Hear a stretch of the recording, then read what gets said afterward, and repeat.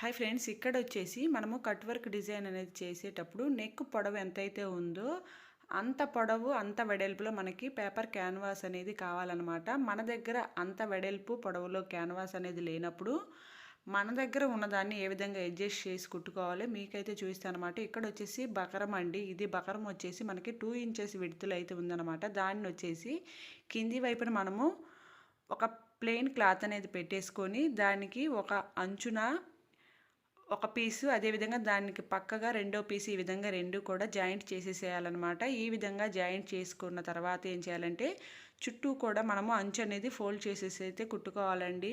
ఈ కుట్టేది కూడా మనం కట్ చేసుకున్న నెక్కి సరిపడా క్లాత్ అయితే తీసుకోవాలన్నమాట. క్లాత్ సరిపడా తీసుకొని ఈ విధంగా చుట్టూ తక్కడ స్టిచ్ చేసుకుంటే సపరేట్గా మరలా దీనికోసము కొనే పని లేకుండా ఉన్న దాంట్లోనే అడ్జస్ట్ చేసుకొని మనమైతే స్టిచ్చింగ్ అయితే చేసేసుకోవచ్చు అనమాట. ఈ విధంగా కుట్టుకున్న తర్వాత ఏంటంటే మనము నెక్ పార్ట్ అనేది స్టిచ్ చేస్తాం కదా, ఈ పై వైపున వచ్చేసి ఈ యొక్క నెక్ పార్ట్ని మనము కట్ వర్క్ మోడల్ అయినా ఏ మోడల్ అయినా సరే స్టిచ్చింగ్ అనేది చేసేసుకోవచ్చు ఫ్రెండ్స్. వీడియో నచ్చితే లైక్ చేయండి.